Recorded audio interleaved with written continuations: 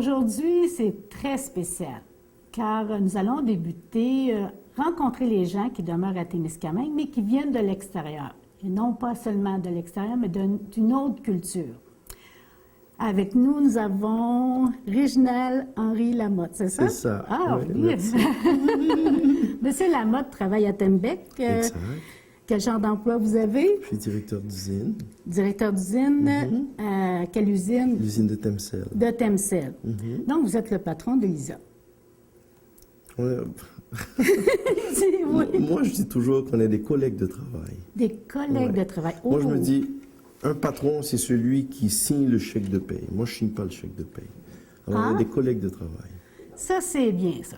Ça, c'est bien parce que ma patronne, qui est ma collègue de travail, c'est ce qu'elle me dit aussi. Elle ne veut pas que je l'appelle la patronne. Non. Ah, bien, c'est bien. On aime ça. Monsieur Lamotte, bon, on a remarqué que vous venez peut-être d'un endroit qui fait chaud, hein? Yes! Yes! Donc, vous êtes haïtien, je crois. Je suis né en Haïti, exact. Vos parents demeuraient là. Exact. Vous avez été élevé là? Jusqu'à l'âge de 9 ans. Jusqu'à l'âge de 9 ans. Ouais. Est-ce que vous On avez a des quitté- souvenirs? Ben, pas beaucoup. Très sincèrement, pas beaucoup. On a quitté en Haïti. En fait, mon père est parti en 1964 parce que lui, il terminait ses études doctorales en France. Et sa thèse de doctorat portait sur le Québec. Et puis, en fait, le titre de sa thèse, c'était « Sociologie des mœurs et du droit au Québec ». Alors, il a un doctorat en sociologie et en droit. Alors, nous autres, on est arrivés ici au Québec en 1965 parce qu'il fallait qu'il fasse ses études et tout le tralala. Il a soutenu sa thèse en 1969 à Paris, à la Sorbonne, et puis il a réussi avec une mention très honorable.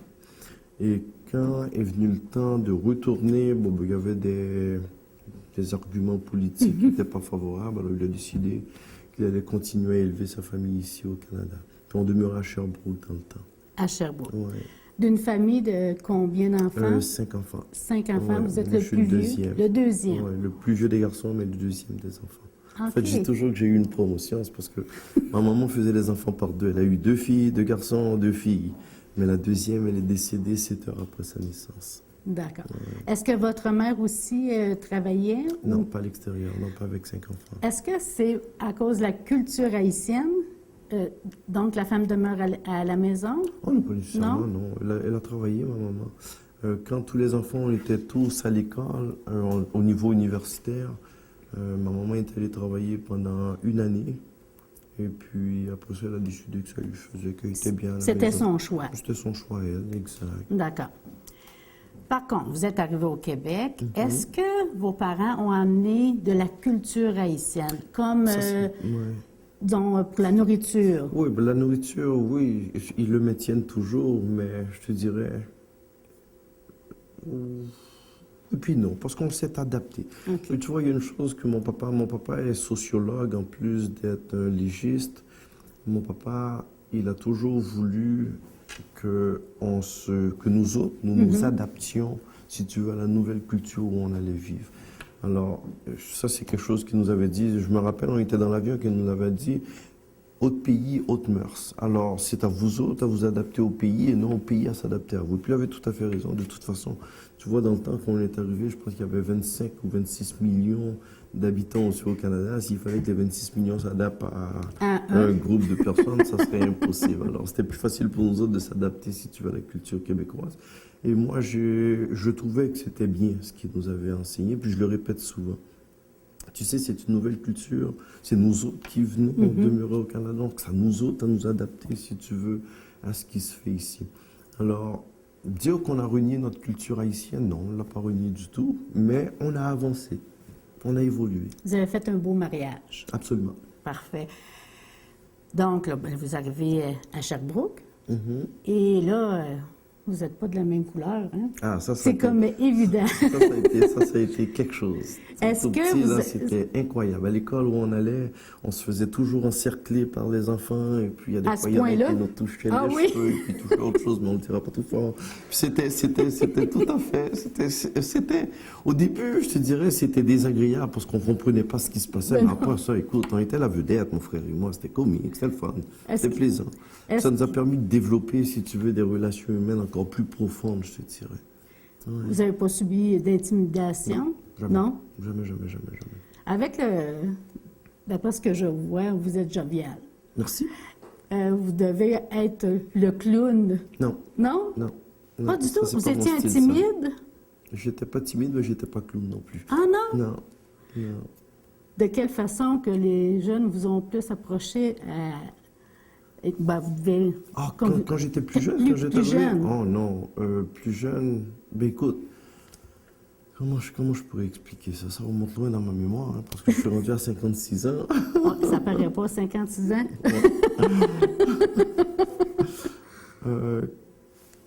Non, on faisait ce qu'on avait à faire comme jeune enfant. Puis on participait au sport qui avait à participer. C'est sûr qu'on était toujours plus rapide parce qu'en Haïti, on courait beaucoup. Notre sport national là-bas, c'était le soccer. On appelait ça là-bas le football. Alors on avait toujours à courir et puis on était toujours plus rapide dans les exercices qu'on faisait. Mais j'ai jamais fait le clown pour personne. Non. non. C'est bien. J'ai une belle joie de vivre et j'aime la communiquer, mais pas au point de faire des clowneries, non. Parfait. Votre père, en tout cas, les Haïtiens que je connais, il y a plus de discipline que nous, que les familles québécoises à l'intérieur de la maison. Est-ce que c'était la même chose? Oui, Oui? oui, mais écoute, tu vois, moi j'ai épousé une Québécoise, et puis il y avait beaucoup de discipline chez elle aussi. Ok. Alors c'est tout à fait normal dans les familles catholiques, il me semble, en fait dans toute famille. Si tu veux que les choses fonctionnent, et puis ça c'est un des principes que j'adopte aussi à l'usine, moi je dis il y a deux choses qu'il faut maintenir, la discipline et la rigueur. Puis c'est important, parce qu'autrement c'est le chaos.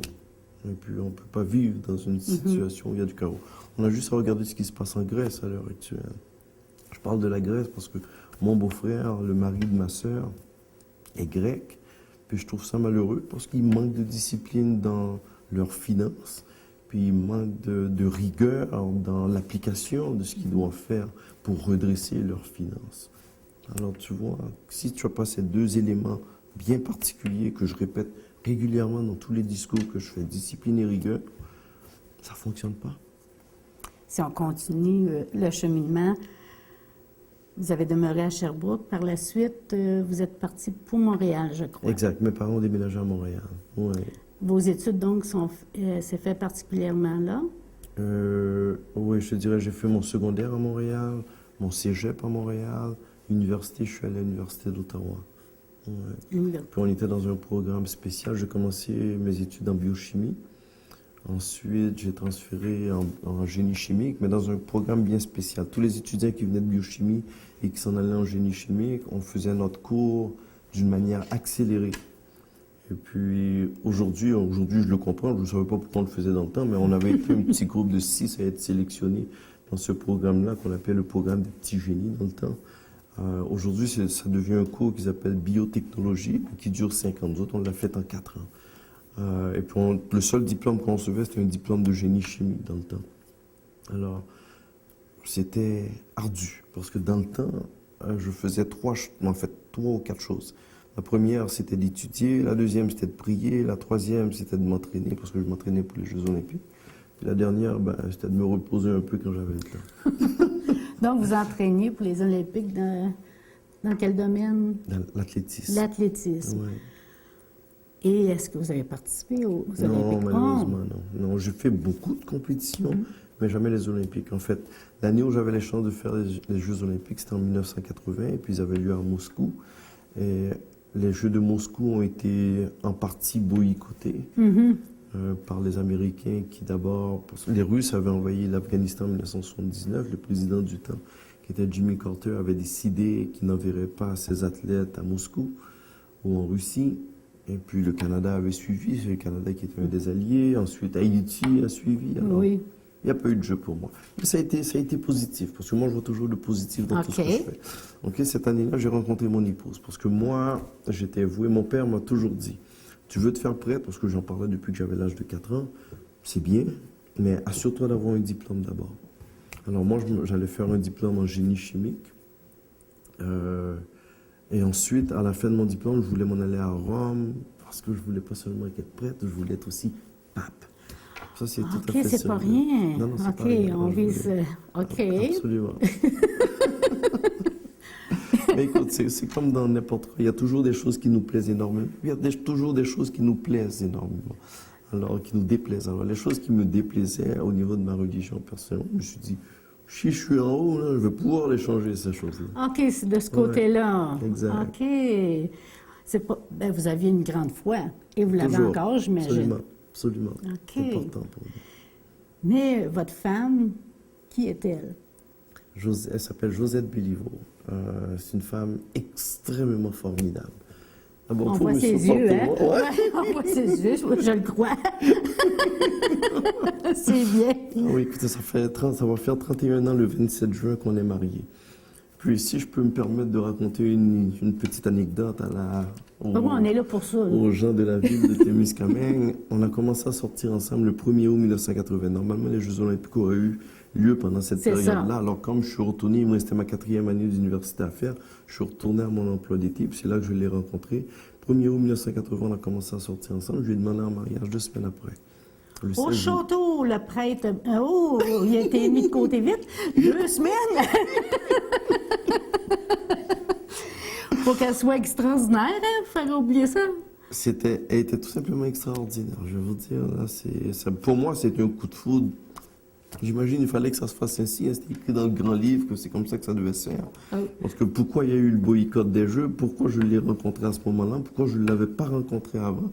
Et à cette période-là, en 1980, il y avait 2 prêtres qui me suivaient. Un des collègues de mon papa qui était en Europe, en France, et puis celui qui était le curé de la région où je demeurais à Ville-Saint-Laurent, à Montréal, qui me suivait et puis qui me donnait des conseils. Alors, c'était assez gênant de leur dire qu'il y a quelqu'un qui est passé en avant de moi et puis ça a fait changer Mais il y en a d'autres qui ça a ma dû faire vocation. vous. Parce que là, j'imagine les parents, Ah, mon Dieu. que ce soit vos parents Ah, ben, ou absolument. les parents de Josette. Parce que Absolument. si je devine bien, Josette Béliveau est blanche, Absolument. québécoise. Absolument. Hein? C'est vraiment un nom québécois, là. Exact. Et Ah oui, ça a été tout ça. c'est c'est sûr. les premières rencontres, ce fut comment, là? Les premières rencontres, les premières rencontres, ça a été extraordinaire avec mes beaux-parents. OK. Là où ça s'est gâté un petit peu, c'est quand je leur ai annoncé que j'allais épouser leur fille. Ça faisait la 4e fois qu'ils me voyaient. Il a manqué de souffle. Ah, je comprends qu'il y a manqué de souffle. Oh, mon Dieu. Mais je leur ai dit, ne vous inquiétez pas, je vais graduer en génie chimique, et puis vous allez voir, ça va bien se passer. Ah, il fallait vous montrer. bah Disiez oui. vos diplômes, Ah OK, ouais, c'est ça, ouais, j'ai ça, j'ai ça, j'ai ça, j'ai ça. OK. Et vos parents, Mes parents, ça s'est bien passé, Oui. ça s'est très bien passé. La seule chose que mon papa m'a mentionné, je me rappellerai toujours, c'était le 14 septembre 1980. Il m'a dit, la seule chose que je te demande, c'est d'être sérieux. Au début de l'année, tu voulais te faire prêtre. Il y a des C'est prêtres ça. qui te suivent et voilà que tu as changé d'idée puis tu veux te marier. Je dis, bah, c'est une autre vocation. non. C'est un autre ministère. le Oui, mariage. c'est ça. Ouais. Oh oui. Mais ils ne sont pas si malheureux parce que mon épouse vient d'une famille de 3 enfants. Elle a une sœur et un frère. Sa sœur s'est mariée très tard, donc elle n'a jamais eu d'enfant. Et son frère ne s'est jamais marié, donc il n'a pas d'enfant. Alors, les 4 enfants que nous avons eus sont les seuls petits-enfants du côté de mon épouse. Puis mes parents, ben, ça a été les 4 premiers qu'ils ont eus, puis ils en ont eu 3 autres de mon frère. OK. Ah, ben, si on continue dans l'évolution de Réginal, on va dire Réginal, hein, parce que là, on le rencontre petit, là, il vieillit. Bon, ne peut pas partir aux Olympiques parce que, bien sûr, il a rencontré sa dulcinée. Mais là, il faut travailler. Absolument. Hein? Il faut faire vivre sa femme. Où est-ce qu'il a commencé à Ben, travailler? quand j'ai gradué, on s'est marié. J'ai gradué en avril de 1981. On s'est marié le 27 juin, puis je suis allé travailler à Lebel-sur-Quévillon. Ça a bien plu à mon beau-père. Pourquoi? Parce que moi, je voulais aller travailler en Alberta. OK. Et puis mon beau-père, qui était un très fort nationaliste, parce que malheureusement, il est décédé au mois de décembre l'année dernière, je me rappellerai toujours, il m'a dit en tapant sur la table, Lebel-sur-Quévillon, c'est loin, mais Quévillon, c'est au Québec. Alors, le message était clair, OK. je ne pouvais pas sortir sa fille du Québec. OK. C'était clair et net. C'était clair et net. Mais là, en Abitibi, Oui. est-ce que vous avez aimé ça? Là, On a adoré. Mon épouse oui? et moi, on a adoré l'Abitibi. Combien d'années? On est resté là 3 ans. En fait, notre fils aîné est né en Abitibi et puis ensuite, j'ai eu la possibilité d'aller travailler à Trois-Rivières. Ça, c'était un cheminement au niveau de ma carrière. On est resté 5 ans à Trois-Rivières, où notre deuxième enfant est né. Ensuite, j'ai eu une offre avec SNC-Lavalin, qui était une firme d'ingénierie, en fait, une très grande firme d'ingénierie conseil ici au Canada et même à travers le monde. Alors, cette possibilité-là, j'ai opté. On a déménagé à Montréal, on s'était rapproché de nos parents. Et quand j'ai quitté SNC-Lavalin, après avoir passé 4 ans, j'ai même travaillé en Inde pendant 2 mois, pardon. Je suis retourné à la compagnie où j'étais, mais cette fois-ci à Portage du Fort. Portage du Fort, ça a été juste avant la naissance de notre dernier enfant, Nicolas, qui aujourd'hui a 18 ans. On est resté là 3 mois. Là, j'ai été transféré au siège social de cette compagnie-là, où j'ai eu à m'occuper des usines de New Richmond, Bathurst, Portage du Fort et Selgar en Colombie-Britannique. Ça a été une expérience tout simplement extraordinaire. Extraordinaire. Colombie-Britannique, vous auriez C'est pas beau, ça aimé aussi. Oui, Ça ressemble beaucoup. Ici, au Témiscamingue, ça ressemble énormément à ce que j'avais vécu mais quand j'étais à Selgar. En plus petit, en plus petit. OK. Mais là, comment il se fait que vous êtes maintenant à Témiscamingue? Or, ma carrière s'est poursuivie et quand j'étais au siège social, on a eu un démantèlement du siège social qui s'est fait par le propriétaire parce qu'il manquait de sous. Alors, il a vendu une portion de ses actifs. Alors, moi, j'ai été retransféré à l'usine de Trois-Rivières parce qu'il y avait un projet de 100 millions dont on m'avait donné la charge. Quand ça a bien fonctionné, j'ai eu la possibilité de devenir directeur d'usine à une usine de Cascade à Jonquière. Alors j'ai sauté. Ça, c'est une usine qui partait, qui était en démarrage. Ça faisait... En fait, ils auraient dû décoller normalement au mois d'octobre 1998. Quand ils m'ont interviewé, je me sentais assez confiant au mois de mai 1999 pour leur dire que si j'y allais, 1 mois après, l'usine marcherait. J'avais jamais vu l'usine. Alors, il faut être audacieux. Je comprends. Alors, 3 jours après être arrivé, cette usine a fonctionné. Elle fonctionnait tellement qu'on ne savait même plus où mettre la patte. On en mettait dans les stationnements partout. Le système de vente qui était organisé en octobre 98 était désorganisé en juillet 99 quand je suis arrivé. On ne s'attendait pas à voir de la pâte sortir aussi rapidement. Alors, ça nous a pris jusqu'au mois d'octobre 1999 pour tout vendre ce qu'on avait produit dans ce temps-là. Non, ça avait été une belle expérience. Ensuite, ça, c'était une usine qui était très petite. Alors, moi, j'ai eu la possibilité en 2001 de retourner à Portage du Fort quand j'avais été appelé. Là, j'étais directeur de production pour une usine qui était beaucoup plus grosse. C'était une usine qui faisait de la pâte photographique où le niveau de qualité était excessivement élevé. Alors, j'avais dit à mon épouse, entre les deux, là, si j'ai la chance de terminer ma carrière quelque part, ça va être là. Bzz, erreur. Oups. Cette usine-là appartenait à des Américains et puis c'était pas leur lignée. Eux autres, ils faisaient du carton. Nous autres, on faisait de la pâte photographique. Alors, depuis le tout début, ils essayaient de se départir de notre usine. Puis pour une raison ou pour une autre, ils n'ont jamais été capables de s'en départir. Alors en 2008, le 31 octobre 2008, ils ont décidé de la fermer. La fermer tout Oui, de simplement. la fermer tout simplement. Même si elle fonctionnait bien. Oui, on était rentable la dernière année qu'ils ont fermé. Alors ça, c'était notre sort. Aujourd'hui, cette usine est complètement rasée, elle n'existe plus. Alors moi, j'ai eu la chance de me trouver un emploi tout de suite à Gatineau pour une compagnie qui s'appelait Conseil, qui faisait des produits d'hygiène féminine, des produits absorbants. Alors encore là, à mon arrivée, on a fait des changements majeurs au niveau de l'usine. Et puis ça a permis d'augmenter les profits d'une manière assez sérieuse. Que le propriétaire, dans le temps, qui était Brookfield, a décidé qu'il vendait ses... Parce que Brookfield avait ramassé cette usine-là dans le temps, ou ces usines-là dans le temps, alors qu'ils étaient en faillite. Alors, généralement, ils les gardent 4 à 5 ans, ou maximum 7 ans. Alors là, après la 5e année, les profits étaient sérieux, alors ils ont décidé de le vendre. C'est des Américains qui l'ont acheté. Alors, comme nous autres, on était le siège social à l'usine de Gatineau, où ils ont décidé qu'ils n'avaient pas besoin d'avoir 2 sièges sociaux. Alors, ce sont des parties de l'équipe de direction dont je faisais partie. OK. Et voilà. Là, il faut trouver un autre emploi, Il là. faut trouver un autre emploi. Temporairement, je m'en suis trouvé à la Banque nationale, où je suis resté là pendant 2 mois, mais au travers de ça, j'ai eu des entrevues pour venir ici à Tembec. Et c'est comme ça que je me suis retrouvé au Témiscamingue. OK. Qu'est-ce qui vous a décidé à venir au Témiscamingue, à Témiscamingue en réalité? Ben, c'est une bonne question. Initialement, ce qui m'avait été proposé par le chasseur de tête, c'était d'aller à Chetwin. Et puis moi, je lui avais dit, je n'irai pas à Chetwin parce qu'on avait dans le temps encore nos 4 parents. Mon beau-père, dans le temps, avait 85 ans, mon papa avait 85 ans, ma maman, 77, c'est la plus jeune des 4. Et ma belle-mère, elle en avait 90, maintenant elle en a 91. Je dis, écoutez, là, je sais que dans les prochaines années, il y a quelque chose qui va arriver, et puis Chetwin, c'est loin. S'il faut que je déménage là avec toute ma famille, c'est très loin. Surtout qu'ils vont avoir besoin de nous. Alors, je pense que j'avais pris une bonne décision. Alors, ils m'ont dit, écoutez, on a d'autres possibilités avec Tembec, on a le Témiscamingue. Le Témiscamingue, si tu regardes sur une carte, c'est à peu près 4h30 de Gatineau. Alors, celle-là, j'accepte de continuer le processus. Alors, je suis embarqué dans le processus, j'ai eu plusieurs séries d'entrevues. Et puis, en fin de compte, ça a fonctionné.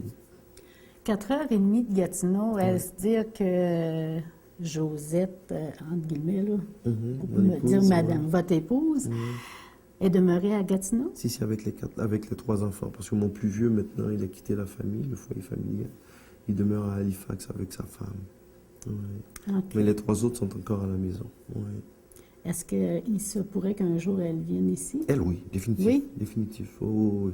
Ça fait partie du contrat, ça. OK. je dois vous avouer qu'après 31 ans de vie commune, vivre tout seul, c'est pas évident. C'est pas... Moi, vous devez trouver ça difficile? Oui, moi, je suis un cool. C'est pas facile, non, c'est pas facile. Et ça veut dire que quand vous avez une journée de congé ou 2, vous partez pour Gatineau? Non, pas nécessairement. En fin de semaine, j'étais ici, j'étais à l'usine. J'ai passé mon samedi et mon dimanche à l'usine. Parce que moi, j'aime ça être en contact avec les personnes. Okay. Et puis, les collègues de travail que j'ai à l'usine sont tellement extraordinaires que je passe du temps avec eux. Bon, voilà. J'ai du plaisir avec eux. Mais là, je me pose une question. Oui. Si à chaque endroit que vous êtes allé, Oui. OK, les profits ont augmenté, ça allait tout bien, Oui. est-ce qu'on doit avoir peur? Peur de? Si TEMCEL va trop bien, ça va peut-être fermer? Oh, Non. Non, mais c'est TEMCEL encourageant parce que... TEMCEL appartient à une unité canadienne. Donc, c'est encourageant pour les gens d'ici parce que si vous avez du succès comme ça, partout où est-ce que vous allez, donc vous amenez la même chose ici. C'est quoi le changement que vous apportez? J'amène le meilleur de moi-même.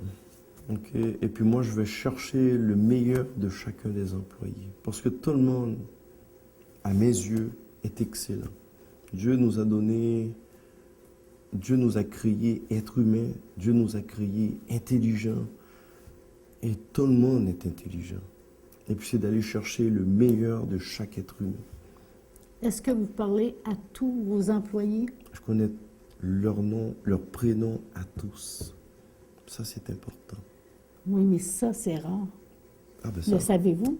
ben, là, je l'apprends. Mais à chacun sa manière de gérer. Moi, c'est ce que je me dis, à chacun sa manière de gérer. Ça, c'est ma manière de gérer. Quand vous avez débuté ici, Oui. bon, c'est certain que la mentalité n'est pas tout à fait la même. Votre approche, est-ce que les gens vous regardaient d'une différente façon? Parce que vous le dites, vous êtes collé. Parce que si vous êtes comme moi, Non, vous êtes touché. Oui. Donc, vous devez faire la même chose avec les gens. Mais j'ai été accepté, la première journée que j'ai commencé à travailler ici, j'ai été accepté comme si je faisais partie de la famille. Et c'est quoi Et ça, c'est que ça soit à l'usine ou en ville. Parce que vous faites... C'était pour ça que c'était important pour moi de demeurer ici au Témiscamingue même. Donc, vous vous impliquez aussi à la communauté, pas Oui, seulement là, au je vais travail, commencer. un peu Je vais plus. commencer. C'est parce que là, il faut que je me, faut que je m'habitue avec tous les rouages de mon travail, parce que c'est quand même un nouveau procédé pour moi.